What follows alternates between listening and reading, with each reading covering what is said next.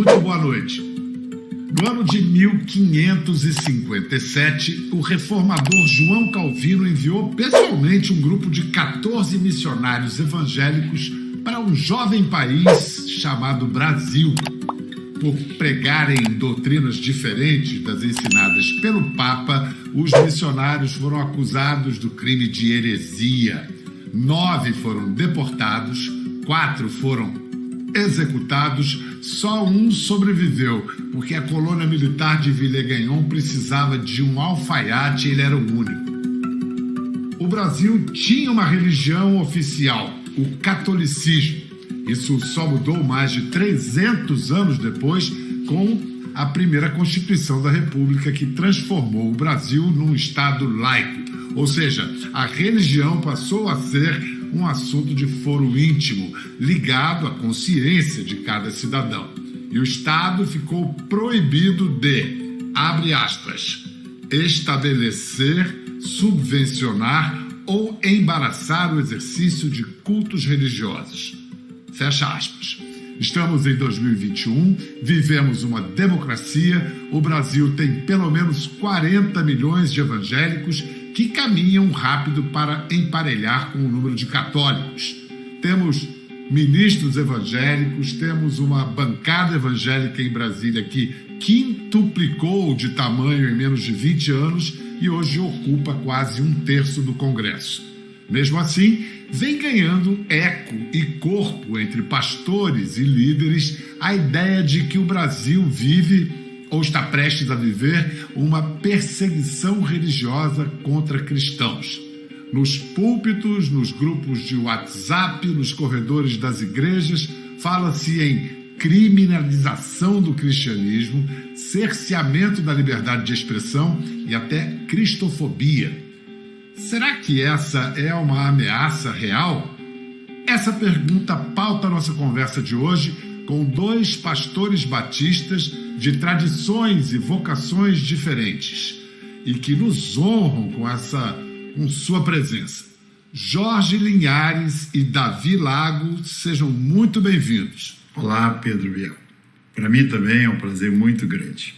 Um grande prazer. Deixa eu explicar para o público. O pastor Jorge Linhares é um pastor sênior da Igreja Batista de Getsemane, uma igreja com mais de 50 mil membros, e ele também é diretor do tradicional Colégio Batista Getsemane em Belo Horizonte, assim como a igreja também fica em Belo Horizonte.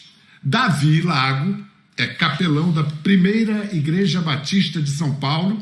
Ele é também pesquisador do LABO, o Laboratório de Política, Comportamento e Mídia da PUC São Paulo, graduado em Direito e mestre em Filosofia do Direito pela PUC Minas. Vamos, assim, dizer, do direto ao ponto, a minha primeira pergunta para vocês dois vocês têm algo em comum, vocês vivem de ouvir muita gente. O ouvido de vocês é um receptáculo, né, de desabafos, de informação. E então a minha pergunta é a seguinte: esse medo da perseguição religiosa sempre foi um traço da igreja evangélica brasileira ou é um fenômeno recente? Posso começar então, Pedro? Olha, esse fenômeno da igreja evangélica que você diz, o medo, esta palavra não existe. O medo de uma perseguição, porque, na verdade, nós somente temos uma posição de defesa, nunca de ataque. A igreja evangélica hoje, ela consegue se impor exatamente porque nós saímos da alienação, do comodismo. A igreja evangélica, ela entendeu que não podia ficar alienada, que a omissão na feitura das leis é que iriam retirar esse medo de qualquer princípio de perseguição, porque nós teríamos pessoas nos pontos estratégicos da nossa nação. Foi essa posição de que a igreja evangélica precisava, para não ter medo, ela se posicionar e, se quisesse mudar alguma coisa, teria que mudar as leis. Então o medo foi embora. Então, havia medo, né? Uma posição de defesa significa que há uma ameaça real ou percebida, então é o medo que leva a essa posição de defesa. Vamos ver a opinião, a visão, a interpretação do Davi Lago. Você falou muito bem, Pedro, nessa breve reconstrução histórica. Era proibido, por exemplo, na Constituição do Império de 1824, era proibido a construção de templos que não fossem católicos. Então existe um enraizamento na história do Brasil, sim, de perseguição, mais do que preconceito, mas de morte. Há missionários que foram assassinados nos primórdios aqui do país e que se perpetuou no século XIX, no século XX.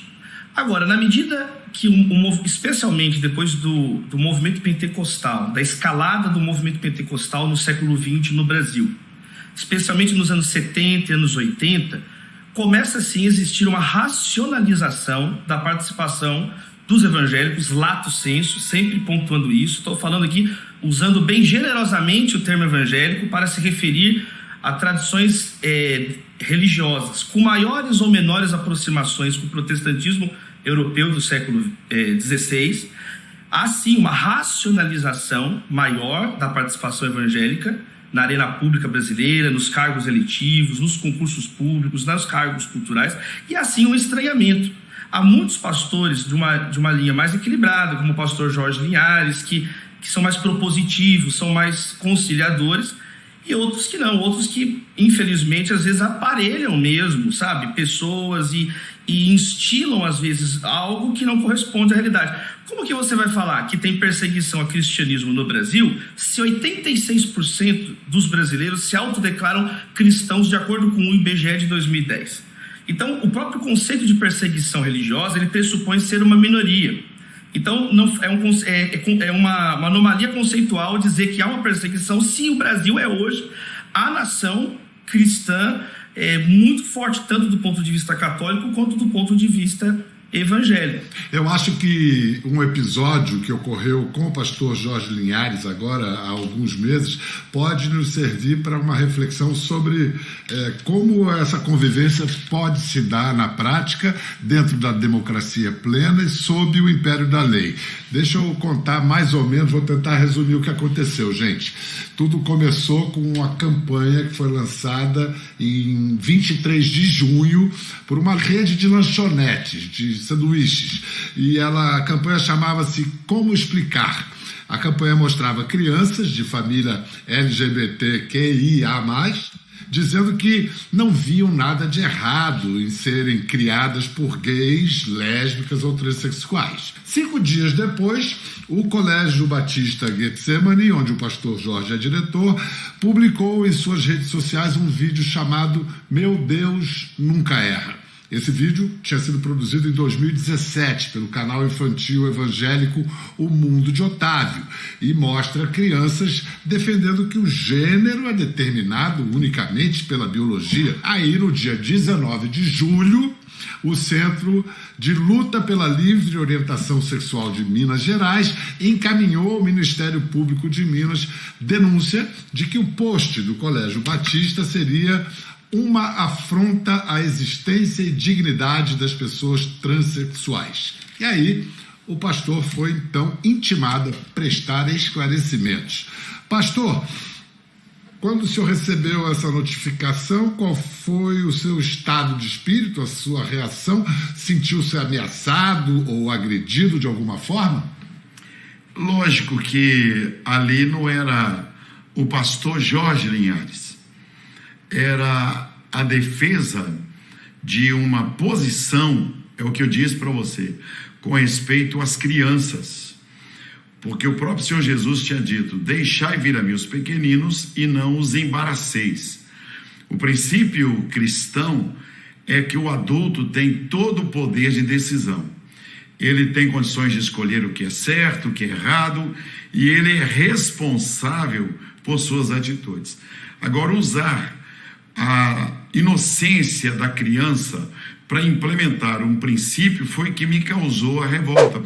Então, foi essa uma defesa dos princípios cristãos que refletiu em todo mundo. Recebi milhares e milhares de e-mails inclusive esse através de um promotor que reclamou, e também da OAB, dizendo que eu estava promovendo uma réplica agressiva, dando oportunidade para que as pessoas agredissem.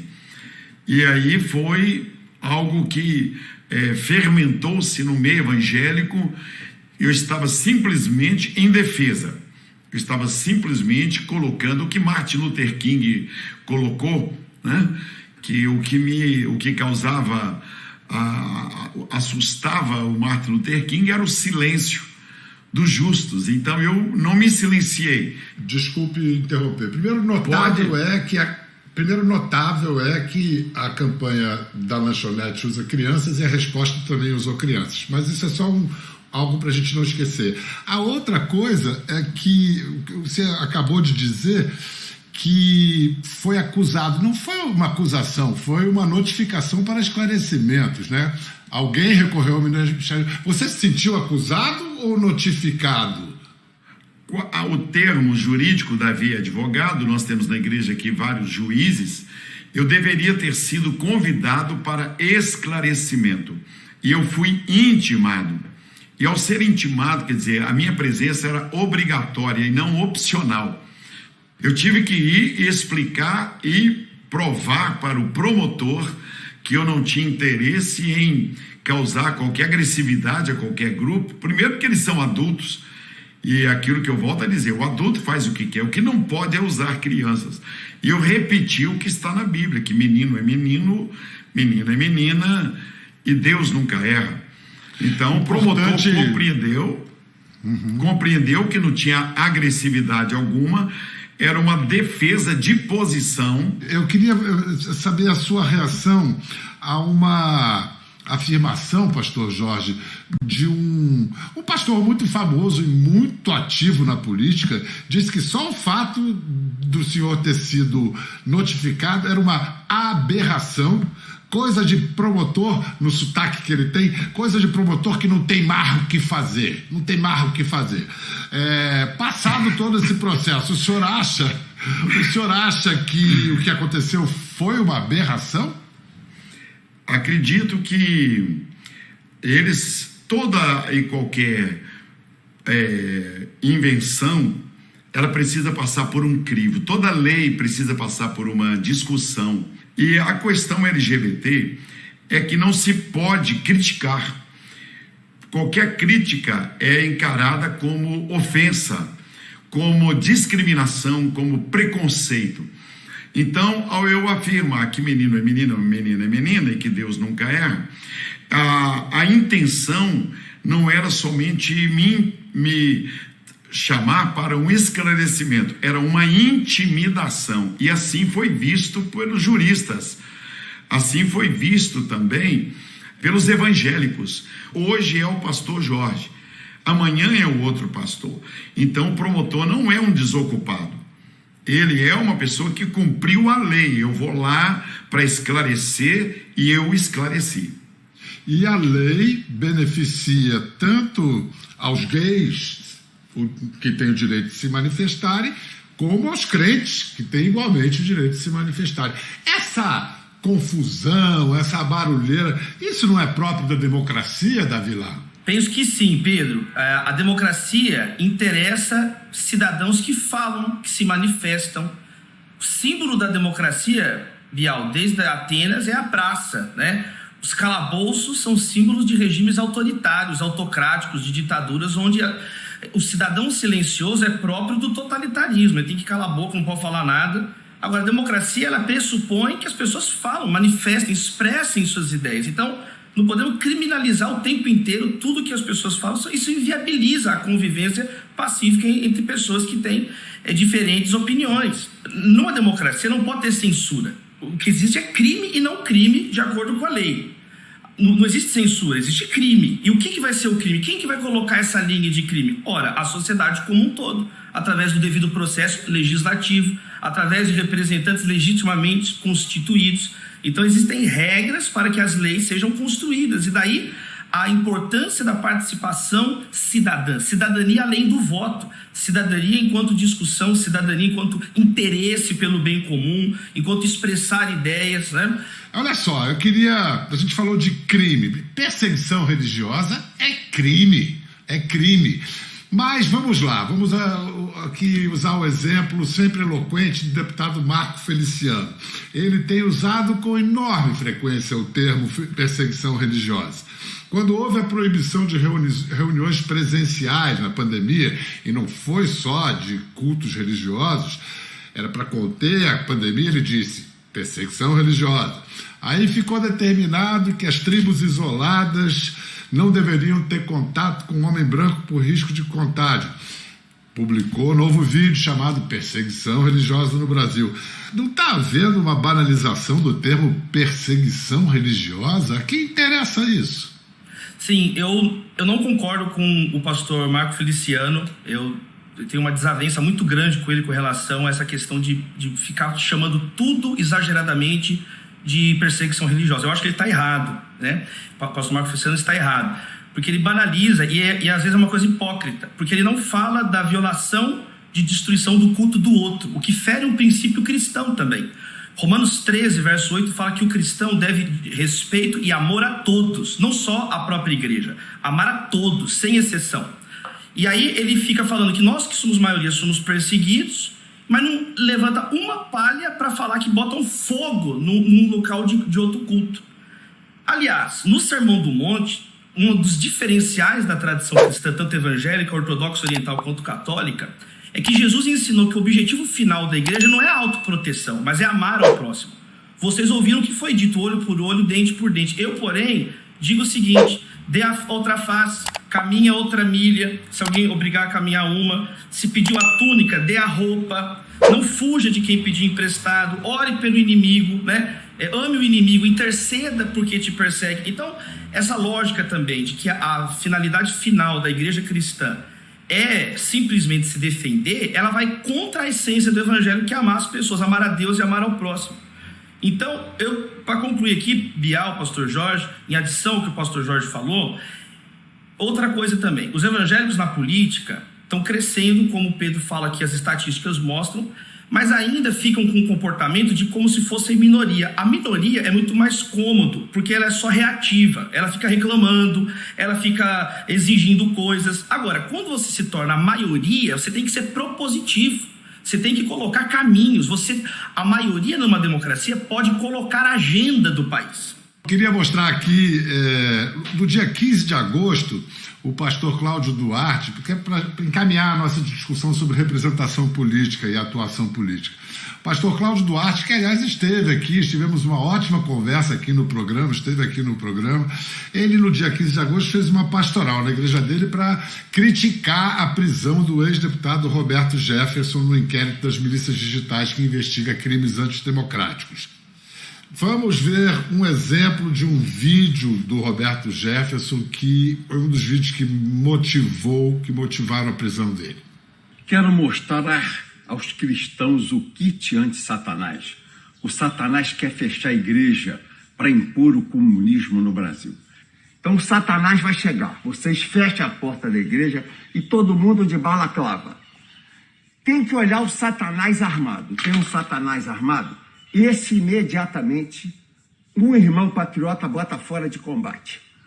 Um chicote, para botar o Satanás para correr, o chicote.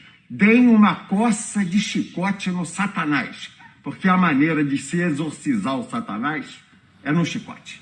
Davi, você que aqui é quem estuda direito, até onde vai a liberdade de opinião, de expressão, e onde começa o preconceito, o crime de ódio, a incitação à violência? A liberdade de expressão e a liberdade religiosa, ela não é um escudo para cometer crimes. Eu não posso alegar a liberdade de expressão e liberdade de religião, seja para arte, né, seja para um culto, para cometer crimes de assassinar alguém, isso é crime. Então, onde é o limite? É a lei, é o crime. Não pode ser utilizada a liberdade de expressão para cometer crimes.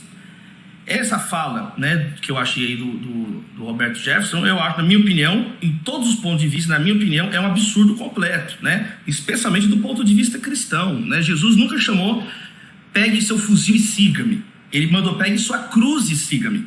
Jesus nunca chamou cruzados, ele chamou crucificados. Ele chamou pessoas para entregar a vida em amor ao próximo. Nunca para um exército de pessoas que vão construir o reino de Deus na força das armas, na força do braço, né? É isso que justamente diferencia a fé cristã de outras fés na história do mundo em 2000 anos de tradição cristã. Pastor Jorge,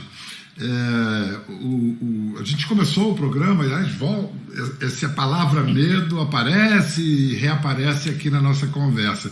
O Cláudio Duarte, Boa Praça, pastor que é conhecido pelo seu humor, ele aparentemente falava sério quando ele citou risco de guerra civil, de revolução.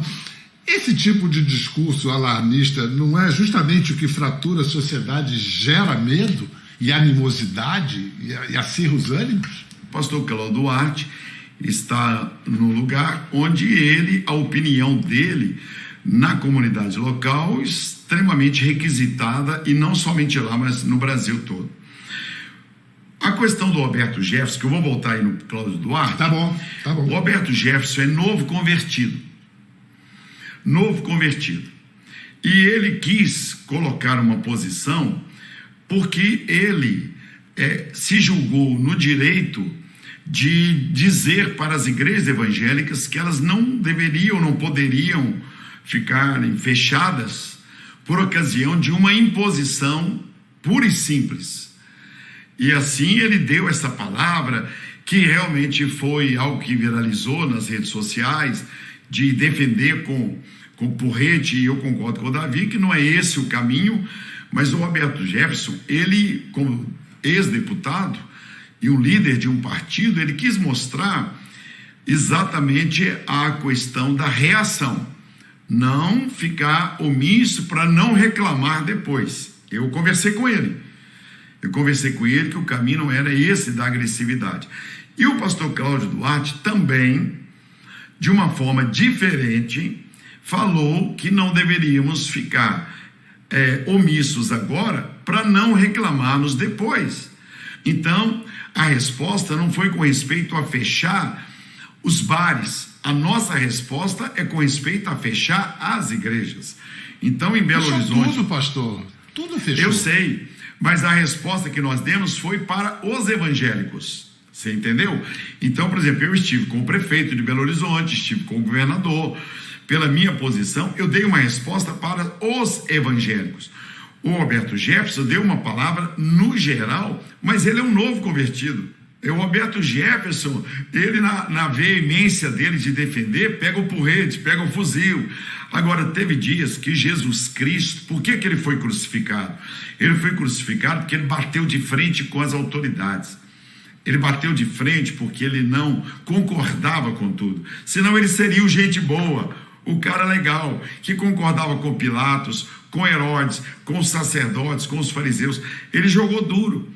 A figura do pastor numa igreja evangélica, enquanto uma liderança religiosa, não é nunca impositiva. Ele não é um mediador entre a ovelha e Cristo, né? Há um só mediador entre Deus e os homens, que é Cristo. O protestantismo veio reafirmar isso, né?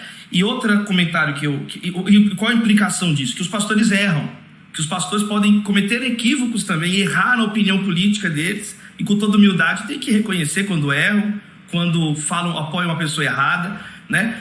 Aliás, muitos pastores evangélicos são famosos por cada eleição apoiar quem está indo para o poder. Agora, a tônica não é Jesus com chicote todo o capítulo. É o contrário, ele curando as pessoas, amando pessoas, apontando o caminho para pessoas. Então, quando eu distorço a palavra de Deus e coloco um Jesus guerrilheiro, né? Esse é o Jesus politizado. Esse é o Jesus que muitas bandeiras que ideologizam Jesus e veem só um Jesus guerreiro.